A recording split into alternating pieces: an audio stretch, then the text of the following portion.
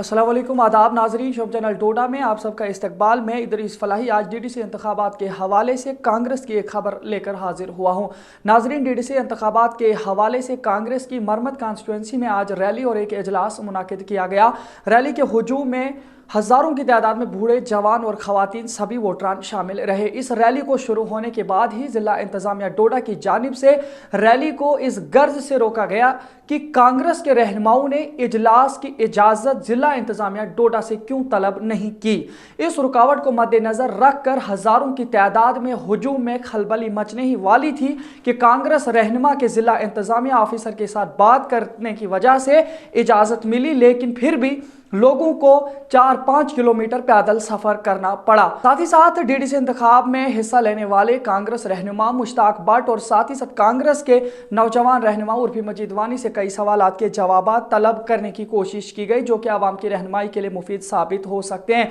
मैं नाजरीन बताता चलूँ, वहाँ पे हिंदू मुस्लिम भाईचारे की एक मिसाल 50-60 के दो बुजुर्ग ने कायम की है। उन बुजुर्ग की बातें भी आप लोगों तक पहुंचाएंगे। फिलहाल एक नज़र देते हैं इस खास रिपोर्ट पर। अस्सलाम वालेकुम, आदाब नाजरीन। शोम चैनल डोडा से मैं इदरीस फलाही इस वक्त मौजूद हूँ मरमत के कांग्रेस के इस इजलास में, जहाँ पे काफ़ी हज़ारों की तादाद में लोग इस वक्त यहाँ पे जलसे में मौजूद हैं और हमारे साथ यहाँ पे कांग्रेस के कार्यकर्ता उर्फी मजीद वानी जी भी हैं। हम इनसे सीधा जानने की कोशिश करेंगे कि जिस तरीके से यहाँ पे लोगों का हुजूम है, क्या इन्हें लगता है कि वाकई कांग्रेस यहाँ पे बीजेपी के साथ टक्कर लेकर के बीजेपी को हरा सकती है कि नहीं है। इनसे पूछने की कोशिश करेंगे इंशाल्लाह ताला। देखिए, मरमत में जो इलेक्शन है, एक तरफ कैंडिडेट जो है वो मरमत के लोकल मरमत का बेटा है, दूसरी तरफ इसके सामने जो कैंडिडेट है वो तो आउटसाइडर है, किसी और डिस्ट्रिक्ट के रहने वाले हैं, किश्तवाड़ के हैं। वो सोचते हैं एमएलए का इलेक्शन एक बार जीत गए तुक्के से हर इलेक्शन जीतूंगा, ऐसा होता नहीं है। दूसरा, वो अपनी हार भी तस्लीम कर चुके हैं। उन्होंने आज डिस्ट्रिक्ट एडमिनिस्ट्रेशन से अपने जितने भी इनके ऑफिसर्स हैं जो इनके प्रेशर में काम करते हैं, उनको लगा दिया इन रोडों पे जिन्होंने हमें इन सड़कों पे चलने से रोका। बोला कांग्रेस कैंपेन नहीं कर सकती, परमिशन बनाइए। जब बोला कि ठीक है जी, एप्लीकेशन दी, परमिशन बना दो, हमने कहा परमिशन दे दो। अगर चलने की भी परमिशन लेनी है, जलसे का प्रोग्राम तब था ही नहीं, सिर्फ चल रहे थे। हज़ारों लोग साथ चल रहे, तो क्या करेगा कोई? लोग साथ हैं तो साथ चलेंगे। परमिशन देने से मना किया गया 3-4 घंटे। जब उनको यहाँ से रिपोर्ट मिली कि यहाँ पर हज़ारों और हज़ारों लोगों का बहुत बड़ा हुजूम है, लॉ एंड ऑर्डर की प्रॉब्लम क्रिएट हो सकती है, अंडर प्रेशर होकर फिर एडमिनिस्ट्रेशन ने परमिशन ग्रांट की। बड़े अफसोस और शर्म की बात है, मैंने आज तक, बड़ी सरकारें आती जाती रहती हैं, मैंने एडमिनिस्ट्रेशन को कभी भी किसी एक पॉलिटिकल पार्टी के क्लरिकल स्टाफ की तरह काम करते हुए नहीं देखा। शर्म की बात है। देखिए, आप बिल्कुल बता रहे हैं यहाँ पे कि इस वक्त एक पॉलिटिकल पार्टी के प्रेशर में जो है एडमिनिस्ट्रेशन काम कर रही है। अब यहाँ पे एक बात है, इस वक्त कोविड का दौर है, कोरोना वायरस चल रहा है। हो सकता है डिस्ट्रिक्ट एडमिनिस्ट्रेशन इस गैदरिंग को कबूल ना करती हो और उन्होंने अपने हिसाब से इस गैदरिंग को रोका, और आप लगा रहे हैं कि ये बीजेपी की वजह से वो ऐसा कैसे? मेरे भाई, कोरोना सिर्फ कांग्रेसियों के लिए है, बीजेपी को कोरोना नहीं होता है।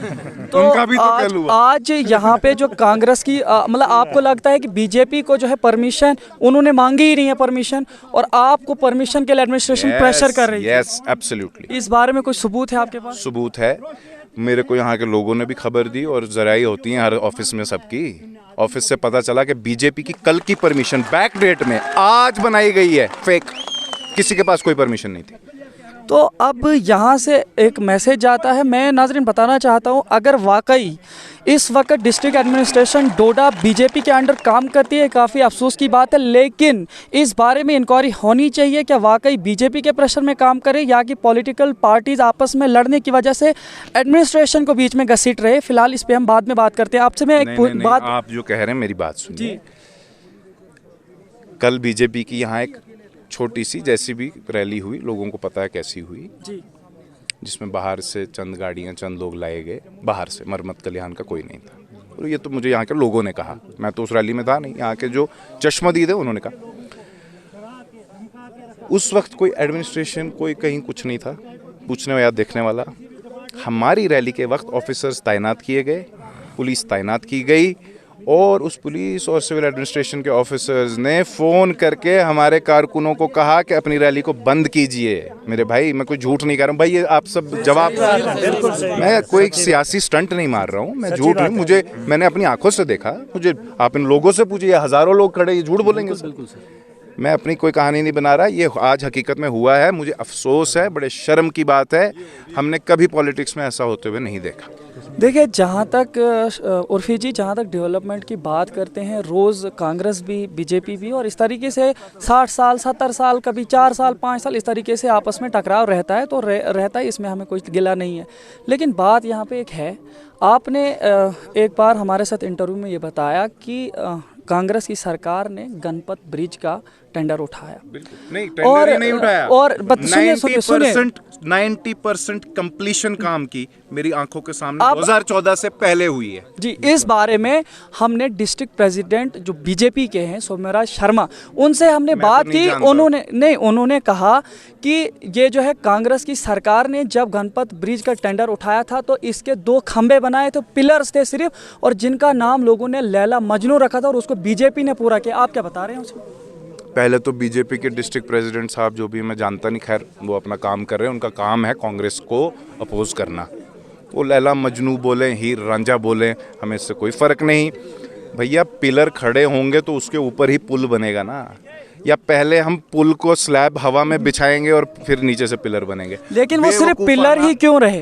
बेवकूफ़ाना बात करते हैं वो, उनको मैं कुछ नहीं कहना चाहता, बीजेपी के जो भी प्रेसिडेंट साहब हैं। हाँ, पिलर का सवाल, पहले पिलर ही बनते हैं। ये हुआ उस पुल में कि वो पिलर जब इरेक्ट हो गए, उसके बाद कुछ देर पुल का काम रुका रहा। उसके बावजूद भी 90% जो ब्रिज का काम है वो हमारे ही टेन्योर में, सरकार चेंज होने से पहले ही कंप्लीट हो गया। लास्ट में उसमें कुछ खाक भी नहीं बचा था करने को, जोड़ तोड़ लास्ट की जो होती है। पिलर कुछ देर खड़े रहे, काम क्यों नहीं हुआ? वो इसलिए नहीं हुआ कि उसमें कुछ पॉलिटिक्स इन्वॉल्व हो गई, उस वक्त पॉलिटिक्स इन्वॉल्व हो गई, और इन्हीं बीजेपी आरएसएस के लोग जो यहाँ की तामीर और तरक्की के मुखालिफ और दुश्मन हैं, इन्होंने उस वक्त जाके इसकी कई एजेंसीज़ में ना कंप्लेंट की कि जी इसके जो पिलर्स में कोई फॉल्ट है। अगर फॉल्ट होता तो ये पिलर डिमोलिश किए गए होते, इसको कोई इंजीनियर पास नहीं करता, कोई एजेंसी पास नहीं करती। अगर आज वो पुल ठीक ठाक बन के उस पर गाड़ियाँ चल रही हैं, यानी कि पिलर में कोई फॉल्ट नहीं था। ठीक है, बिल्कुल हम बात करते हैं। आपने बताया पुल के हवाले से, और नाजरीन तक आपका जवाब पहुंच गया, और साथ ही साथ बीजेपी को भी वो जवाब मिल गया, और कहां तक अब क्या है वो राय कर देंगे। मैं आपको बताना चाहता हूं, आज इस रैली में हम मीलों से आपकी रैली को शूट कर रहे हैं, और मीलों से जो है लोग पैदल आ रहे हैं, और इसमें सिर्फ जवान नहीं है, इसमें काफ़ी बुजुर्ग और काफ़ी एज्ड इंसान आपकी रैली में शामिल हैं। लेकिन मैं यहाँ पे आपको ये बताना चाहता हूँ, आप इन लोगों की उम्मीदों पे किस तरह से खरा उतरेंगे? कांग्रेस सरकार किस तरीके से अब इनकी उम्मीदों पे खरा उतरेगी? जनाब मेरे भाई, कांग्रेस तो बहुत कुछ कर चुकी है, करने वाली भी है इंशाल्लाह, मगर लोगों को ये बात समझनी होगी कि बीजेपी की हुकूमत ने हमको एक रियासत से यूनियन टेरिटरी में डिमोशन की है, डिग्रेड किया है, डाउनग्रेड किया है। मेरे भाई, जब यूनियन टेरिटरी है यानी कोई रियासत नहीं तो यानी कोई सरकार नहीं के माने कोई नुमाइंदा नहीं, लोगों का नुमाइंदा नहीं, नुमाइंदे की ताकत भी नहीं। अगर कल यहाँ असेंबली के इलेक्शंस होते, मेरे जैसा आदमी तो नहीं लड़ेगा, कत्तन नहीं, बॉयकॉट करूँगा।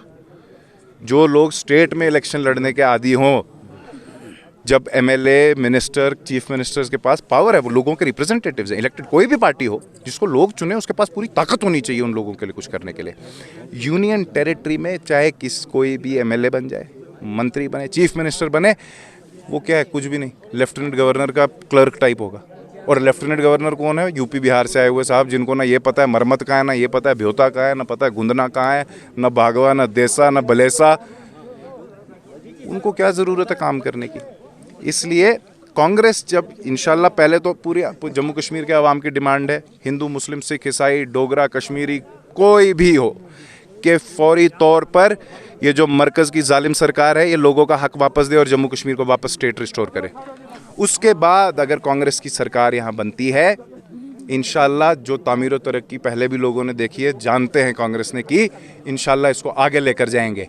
बात रही कि डीडीसी के इंतखाब में कामयाबी मिली, तो इंशाअल्लाह ताला हमारे जो भी कैंडिडेट किसी भी सीट पर हैं, जब वो कामयाब होंगे, मैं सबको यही ज़ोर डालता हूँ, सबको यही कहता हूँ, जितना हो सके दिन और रात लोग आपको उम्मीद से वोट देने जा रहे हैं, जिताने जा रहे हैं इंशाअल्लाह। दिन और रात एक करके करीब गुरबा आवाम की आवाज़ जो है इसको दूर से दूर, मजबूत से मजबूत तरीके से ले जाएं। जी उर्फी जी, मैं आपको फिर एक बार एक थोड़ा सा उस कोरोना के दौर की तरफ फिर से वापस ले चलता हूँ। जैसे कोरोना वायरस के हवाले से बात हुई हमारी बीजेपी के डिस्ट्रिक्ट प्रेसिडेंट से, उनका कहना है कि जब कोरोना वायरस आया तो कांग्रेस, पीडीपी, एनसी और जितनी भी छोटी बड़ी पार्टियां थी वो सारी की सारी कोमा में चली गई थी और सिर्फ एक बीजेपी थी जिसने घर घर तक जो है लोगों को मेडिसिन और खाना खुराक दिया। तो क्या वाकई कांग्रेस भी सोई हुई थी उस दौरान? बता देता हूँ। बीजेपी जो करती है ये लोगों तक, क्या राशन का कहीं एक आधा ट्रक भेजा होगा, उस एक ट्रक 10 घरों को, 20 घरों को भेजा होगा, किस लिए? लोगों को दिखाने के लिए। उस 10-20 बोरी चावल के 20,000 फोटो खींचे उन्होंने। 20 बोरी चावल के 20,000 फोटो खींचे गए, लोगों में फैलाए गए। जो हमने बजाते खुद कांग्रेस नहीं, ख्वाजा अब्दुल मजीद वानी साहब या मैं, हम जब लोगों के लिए कुछ ऐसा करते हैं फी सबीलिल्लाह सदका करते हैं और चोरी से और राज से करते हैं, फोटो खिंचवाने के लिए नहीं। मतलब कांग्रेस ने, एक मिनट सर आप बताइए, कांग्रेस ने क्या किया इस हवाले से? मतलब कोरोना वायरस के दौर में लोगों की क्या हिमायत की कांग्रेस ने? ऑफिशियली कांग्रेस ने हर जगह, हर कॉन्स्टिट्यूएंसी में वर्कर्स भी अलग अलग तरीके से गए।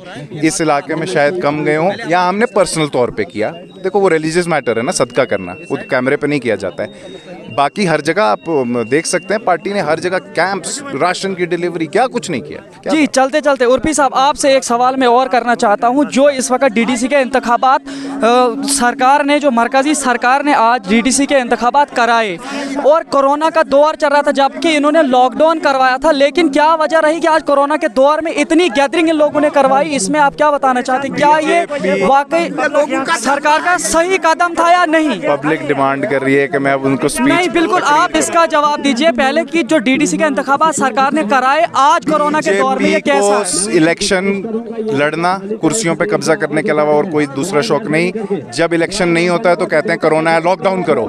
जो ही इलेक्शन आते हैं कहीं बिहार में या यहाँ, तो बीजेपी कहती है अब कोई कोरोना नहीं, मोदी जी बड़ी बड़ी रैलियां करते हैं, वो जवाब मोदी जी खुद देते। तो नाजरीन आप देख सकते हैं जिस तरीके से यहाँ पे इस वक्त हुजूम है लोगों का, और हुजूम में आपको बताता हूँ जबकि कोरोना वायरस इस वक्त फैला हुआ है, कोरोना के दौर में जो है मरकजी सरकार ने डीडीसी के इंतखाबात कराए। अगर यहाँ पे लोगों का जो है कुछ भी होता, किसी भी आवाम में से किसी बुजुर्ग को, किसी जवान को कोरोना होता है, इसका जिम्मेदार कांग्रेस होगी क्या या मौजूदा सरकार होगी जिसने डीडीसी के इंतखाबात कराए? ये फिलहाल वक्त फैसला करेगा और लोगों को इसको जवाब लेना चाहिए सरकार से कि इस डीडीसी का कराना क्या था, इस डीडीसी इंतखाबात का मकसद क्या था कि जिस वक्त यहाँ पे लोगों की इतनी गैदरिंग है। आप देख सकते हैं इस वक्त किसी को भी इस वहाँ पे मास्क वेयरिंग नहीं है, सोशल डिस्टेंसिंग का कोई ख्याल नहीं है।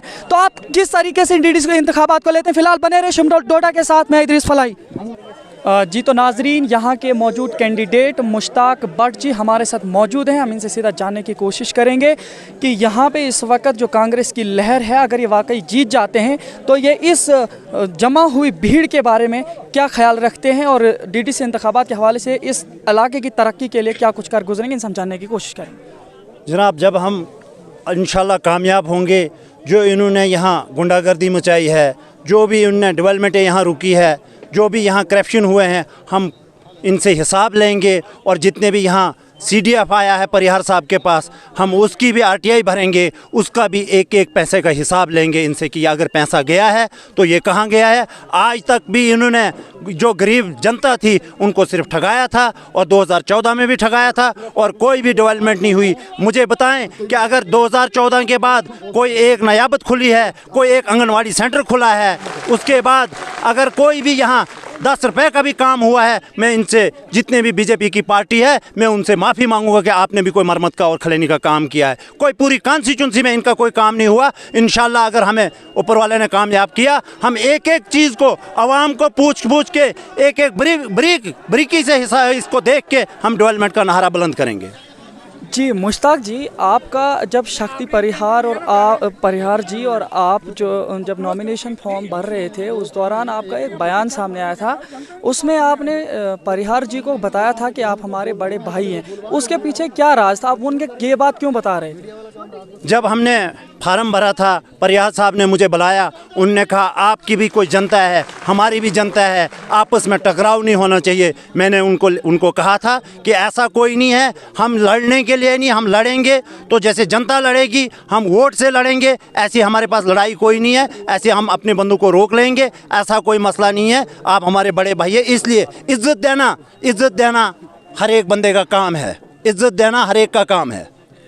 तो बिल्कुल यहाँ पे आज जब रैली निकली और हम आपकी पूरी आप कवरेज कर रहे थे आपकी रैली की, तो रास्ता हमने देखा बहुत ही ख़राब, इंतहाई ख़राब है। इसका ज़िम्मेदार कौन है? इसके ज़िम्मेदार, अगर 2014 से पहले इन रोडों का काम लगा था, 2000 के बाद इसकी ज़िम्मेदार जो है परिहार साहब हैं, जितेंद्र सिंह राणा जी हैं, उसके बाद इनकी जो दिल्ली तक हुकूमत है वो इसकी ज़िम्मेदार है। मैं आपको एक बात कहने जा रहा हूँ, जब गोवा में मकान जल गए, उन्होंने परिहार साहब ने कहा मैं आपको 10 लाख रुपए दूंगा। जाओ आज गोवा वालों से पूछो कि किसी को 10,000 क्या 10 लाख क्या 10 रुपए भी मिले हैं, पूछो उन गोवा वालों से। ये इनके झूठे वादे और एक तरफा वोट, और हम्बल वालों की हमेशा आवाज़ रही, हम्बल वाले उनको कहते थे कि हम एक तरफा वोट आपको करते हैं, मगर हमारी भी कोई डेवलपमेंट करो। और रोड के बारे में देखो, यहाँ मरम्मत की आवाम कहाँ इनको बख्शेगी। यहाँ से टंडल उठा के, जब कांग्रेस दौरान उसका टेंडर हुआ था, उसके बाद उन्होंने उठा के रामबन कॉन्स्टिट्यूंसी में डाला। और नेशनल हाईवे देखो, जिससे एक बिल्ले को फ़ायदा नहीं है, वहाँ उन्होंने रोड पहुँचा दी। बंदे तो क्या, इंसानों को तो क्या, इनको मरम्मत की जनता जवाब नहीं देगी उस चीज़ का। देखिए, अब पिछला जो माजी है वो तो गुज़र गया। अब डीडीसी इंतखाबात इस वक्त हैं और आप चुनाव में कैंडिडेट हैं। अगर आप जीत जाते हैं, ये हज़ारों लोगों की भीड़ जो आपके फेवर में इस वक्त बात कर रही है, अगर आप जीत गए और जो वादे आप इस वक्त कर रहे हैं, अगर वो बाद में खोखले साबित हुए, ये आवाम किसके पास जाएगी? सर, हमने उतने ही वादे किए हैं जितनी हमारी कैपेसिटी है। हमने उनकी तरफ कोई भी झूठा वादा नहीं किया। हमारी जितनी कैपेसिटी थी, जितनी हमारी पावर थी, जितना हम सोच सकते हैं कि हम अगर डीडीसी इलेक्शन जीत जाते हैं, हमारे पास कितनी पावर है, हमारे पास कितना पैसा आ सकता है। मैंने अपनी जनता को कहा है कि जब मैं 5 साल के बाद मेरे से एक रुपए का हिसाब लेना। क्यों लेना? जब मैं ईमानदारी से चलूँगा, मेरे पास एक रुपए का हिसाब होगा। अगर मैंने घोटाले किए होंगे तो मैं हिसाब कैसे दे पाऊँगा? ये जो रोड है, इस रोड की मरम्मत के हवाले से या इस रोड पे ब्लैक टॉपिंग के हवाले से आपका क्या कदम रहेगा? मैं कहता हूँ फर्स्ट चांस जितने भी PMGSY डिपार्टमेंट है, चाहे R&B है, चाहे किसी किस्म के डिपार्टमेंट हैं, हम उनके जो सीनियर ऑफिसर हैं उनसे मिलेंगे, उनको हम पूरी उसकी DPR निकालेंगे। जो भी हमसे हो सके, हम जहां इन लोगों का पसीना लगेगा, हम वहां अपना खून देने के लिए तैयार हैं। देखिए, आप बिल्कुल यहाँ पे इस वक्त यकीन दहानी करा रहे, यहाँ तक कि आपने अपने कीमती खून की भी बात की है। लेकिन मैं आपको बताना चाहता हूँ, इस वक्त कोरोना वायरस का दौर चल रहा है और अभी कोरोना वायरस ख़त्म नहीं हुआ, न इसकी वैक्सीन बनी है। आप मुझे बताइए, इस भीड़ में अगर किसी को कोरोना होता है, उसका जिम्मेदार कौन होगा? देखो, इस चीज़ के हम तो एक यहाँ के गाँव के हैं और छोटा मोटा एक वर्कर है कांग्रेस पार्टी। आप इसका जवाब मोदी जी से पूछो। जब बिहार में इलेक्शन थे तब वहाँ करोड़ों वो लाखों भीड़ होती थी, उन्होंने उस वक्त क्यों नहीं, इस वक्त जब हम लड़ रहे हैं इलेक्शन, हमारे लिए क्यों उंगली उठे? जब मैं उनको कहना चाहता हूं कि बीजेपी पार्टियों को वालों को कि आप तो कहीं कहीं से लोग उठा के लाते हैं। हमारी अगर जनता है तो खाली मरम्मत की है, अगर कोरोना फैलाने के चक्रों में होंगे तो वो उनने बाहर से भी यहाँ लोग लाए हैं। आप बताइए, आज आपको रोका गया, इसका जिम्मेदार एडमिनिस्ट्रेशन है, आप हैं या बीजेपी है? देखो सर, हमने कल जब डीसी साहब के पास बंदा भेजा था, डीसी साहब ने कहा कि आप ये गांव की आपकी रैली है, आप जाओ तहसीलदार साहब को मैं कह देता हूं। जब उनने दबाव देखा कि हम हार गए, उनने देखा कि जनता किस हिसाब से है, उनने एडमिनिस्ट्रेशन पर दबाव बनाया और परिहार साहब कहने लगे कि मुश्ताक पे FIR दे दो। अगर हम कोई गलत कानून की खिलाफ वर्जी करते थे या हिंदुस्तान का जो आईना है उसके खिलाफ चलते थे तब एफआईआर लगती थी। इसलिए जनता के लिए कोर्ट है, कोर्ट इंसाफ देती है कि किस बात पे एफआईआर लगी। जब हमने कल उनको कहा था परमिशन के लिए और इन्होंने इतना दबाव बनाया एडमिनिस्ट्रेशन पे कि वो साइन नहीं करने लगे, ये इनका हाल है, ये इनकी नीति है। ये इनको हमेशा इन्होंने बांटने का काम किया है, कभी जोड़ने का काम नहीं किया। आप देखिए जब कांग्रेस पार्टी और एनसी की हुकूमत होती थी। जी तो नाजरीन बिल्कुल यहाँ पे आवाम इस वक्त थोड़ा सा प्रेशराइज हो रही है और इनका कहना है कि बिल्कुल लोगों के साथ कैंडिडेट ने मिलना है और मीडिया के साथ बात करने के लिए बिल्कुल इन्होंने रोकने की कोशिश की है।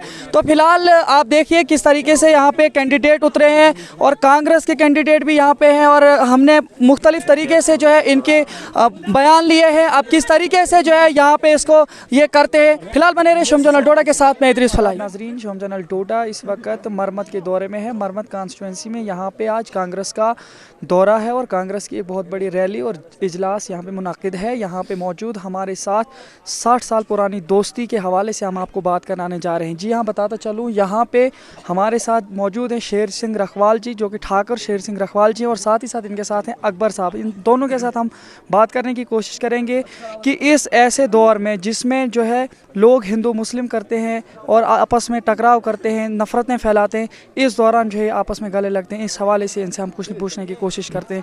जी आप बताइए जी, आप कितने अरसे से आप एक दूसरे के साथ? हमको 40-50 साल से हम यहाँ हमारा जो है आपसे दूसरे में जानते हैं। मैंने यहाँ बहुत घूमा है। ये हमारा मरमत है, मरमत गलिहान है, मरमत नहीं है, मरमत गलिहान है। यहाँ 40-50 साल से मैं इनको जानता हूँ। ये एज्ड हैं, बूढ़े हैं, हमारी दोस्ती है। तो यहाँ कोई इसमें कोई कम्युनलिज्म नहीं है। वो जहाँ भी होगा वो वहाँ होगा, यहाँ नहीं। हम एक हैं, हमारा भारत एक है, हम सेकुलर हैं, हमारा मरमत गलियान सेकुलर है। तो जो ताकतें इस भाईचारे को तोड़ने की कोशिश करती हैं या करती आई हैं या करेंगी, उनके लिए आप क्या पैगाम देना चाहते हैं? हम उनको यही पैगाम देना चाहते हैं कि आज कम से कम भी 5-6 हज़ार जो जनता जो है यहाँ आई हुई है, उमड़ी हुई है। अगर यहाँ 2-2 वोट या 3-3 भी वोट होंगे तो 6 दूने 12, 6 ढाई 15 होते हैं। हमारे मुश्ताक साहब जीत चुके हैं और ये जीत चुके हैं। हम उनको ये संदेश दे रहे हैं कि अभी भी वो 2 कदम पीछे हट जाए। अब ये जो बाहर से आए हुए भाड़े के टटू जो हैं, अब उनका बोरी बिस्तरा जो है वो बांध लें, गोल कर लें, एक बांध लें, गोल कर लें। बिल्कुल बिल्कुल बिल्कुल अच्छी बात है। यहाँ से वो गोल करके ठाठरी से पीछे चले जाए या अपना बिस्तरा जो है लखनपुर से लेकर सीधा दिल्ली या वहाँ चले जाएं। यहाँ उनके लिए कोई जगह नहीं है, कोई जगह नहीं। बिल्कुल बिल्कुल बिल्कुल कोई जगह नहीं। जी जो आप अभी गले मिले इनके साथ, आप एक मुसलमान हैं, आपने इनके साथ गले मिला तो आपको कितना ये भाईचारा लगता है कि किस तरह? अच्छा लगता है, अच्छा लगता है भाईचारा हमें, बिल्कुल। हाँ तो जी नाजरीन, यहाँ पे हमने बात की यहाँ पे भाईचारे के हवाले से हिंदू मुसलमान किस तरीके से इकट्ठे हैं और किस तरीके से आप एक दूसरे के साथ गले मिलते हैं, एक दूसरे के साथ रहते हैं। तो यही वो चीज़ है जो हमारे यहाँ डोडा में एक मैसेज पहुँचा जाता था पूरे मुल्क भर में कि डोडा में अमन व अमान है और डोडा में हर जो है बरादरी के लोग एक साथ मिलजुल के काम करते हैं।